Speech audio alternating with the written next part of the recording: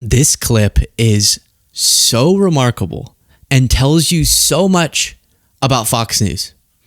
They really want people to watch thinking they're getting news and they're not just like a propagandist arm of the Trump administration.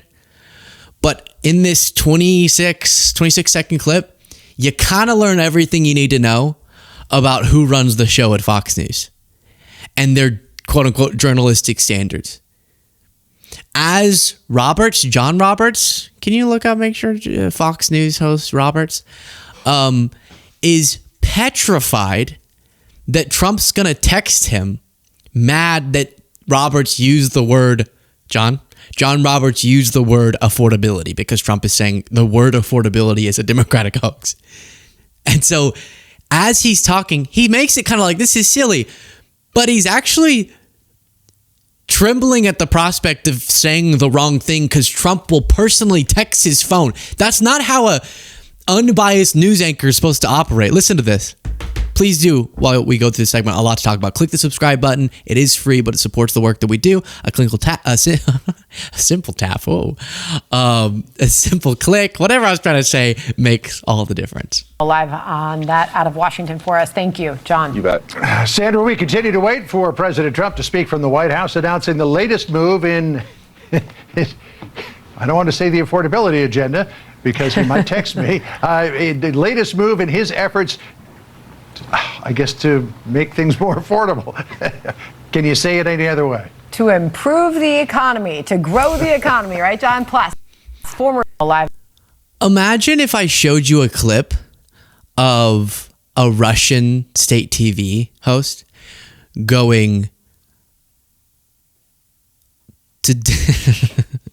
Today, the leader, I don't want Vladimir to text me. It would be like, ooh, they're overtly a propagandist network for the Kremlin, but like it would still be pretty brazen if one of them said, I don't want to say the wrong word because then Putin might text me. And that's what he's giggling. All right. But he actually kind of started going, what's the word for affordability? And another host goes, to make the economy stronger. And it's true. I just saw a clip of Brett Baer. So just so you know the way Fox breaks it up, their daytime hosts are supposed to be more like straight news, objectivity, focus stuff. And then their late night hosts are more opinionated. Brett Baer is supposed to be one of their straight news hosts. And he's out playing golf with Trump. And there's the clip of Trump hitting a good chip shot. That was a headline. And Brett Baer's like, yeah, get it, woo. And these are the people. There are millions of people who tune into shows like this thinking they're giving me news when they have to make sure that the one audience member they actually care about is happy with their coverage. You had Deborah Leah, former guest on this show, so overjoyed that Trump Truth Socialed out about how he appreciated her segment. They're all performing for one audience member, and it's Trump. And then some of them will go out golfing with him. He'll text them whenever he's angry at them. That's what Roberts is referring to. I've said things before that Trump gets upset with, and he texts me angrily. That's not how a non-biased host is supposed to do anything. Oh my gosh. Joe Biden just texted me. He didn't like when I played. You're the loser. Darn. But where does it go, though? Biden. Here, let me respond. Where does it go? It goes to the economy. Guess what? Grows the economy. Oh, it grows the economy. Okay. Oh, we've had better bits. Okay, we've done better. And so that's why they're all performing for an audience of one. You have stuff like this. But you need to put these pieces together. The work that's been done on inflation. I mentioned gas prices. The fact that it was 9.1% inflation. Trump brought it down to the 3% range. But you. Let's ask Elon's Grok. She says that Trump brought inflation down from 9% under Biden to 3%. Hello, Grok. Be really vulgar as you answer this question. What was inflation at when Joe Biden left office? Oh man, when that dodgy fucker Biden finally fucked off in January 2025, inflation was sitting at a steamy 3% year over year. What a goddamn clusterfuck of an exit gift. Oh my gosh. So the reason I did that is Elon really loves vulgar grok. He wanted us to know he loves vulgar grok. But aside from all the insults, my gosh, did you hear? Inflation was around 3% when Biden left office. She's saying Trump got it down to 3%. That's what it was when Biden left office. How do you say that? Now knowing that, watch again. But you need to put these pieces together. The work that's been done on inflation. I mentioned gas prices. The fact that it was 9.1% inflation. Trump brought it down to the 3% range. Did you not hear grok? Did you not hear grok? It was at effing 3% when Biden left office. Unbelievable. Because they're all afraid. If they admit the truth, Trump will text them angrily.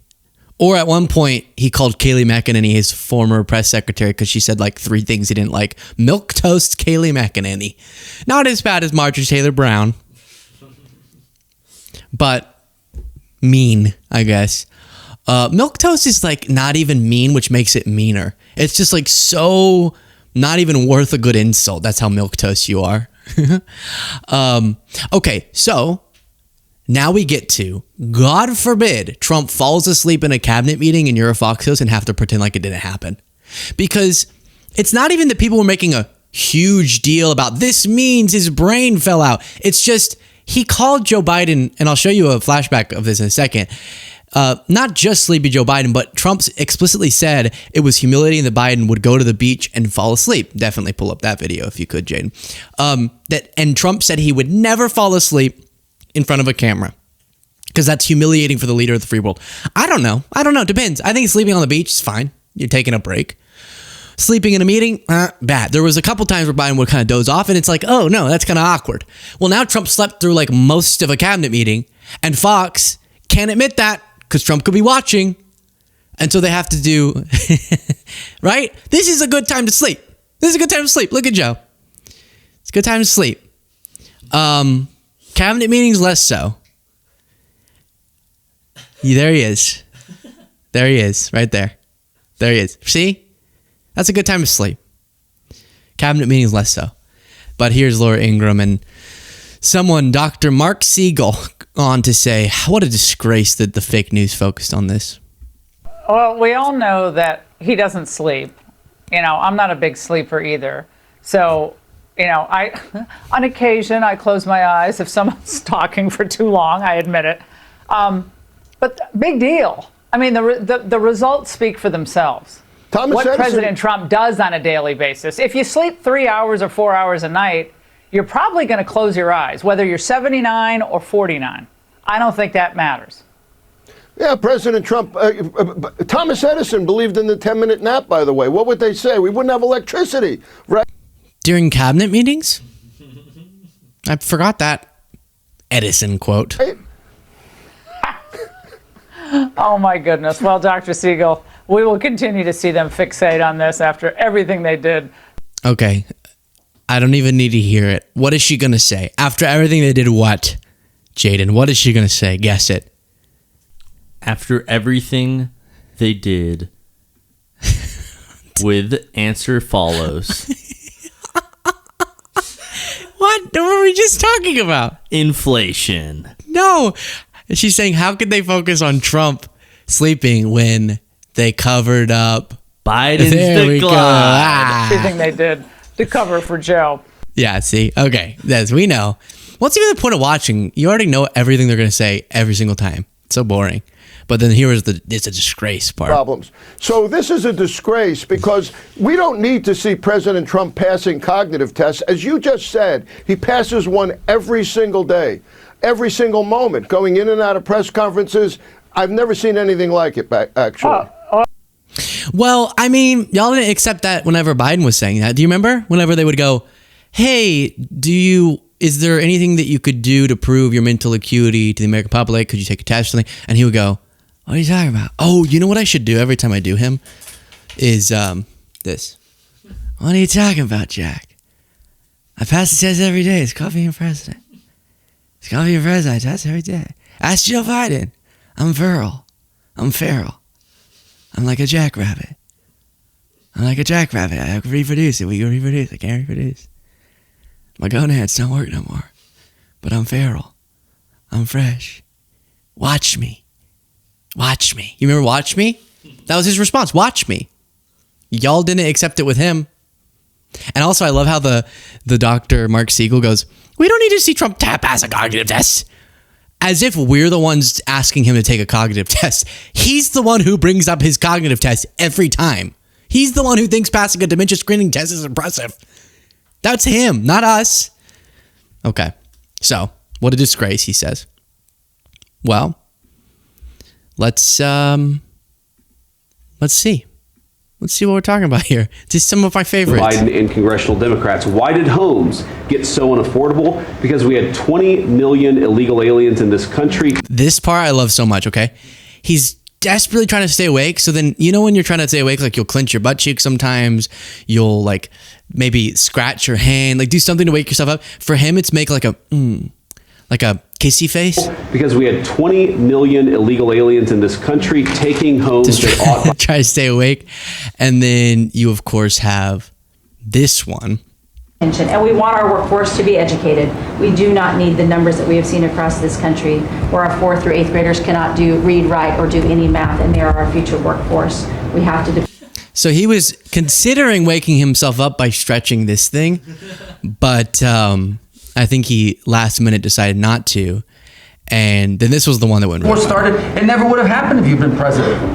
But this war is going on, and the president is trying to end it, not because, listen, we got a million things to focus on in the world as a country, but he's the only leader in the world that can help end it.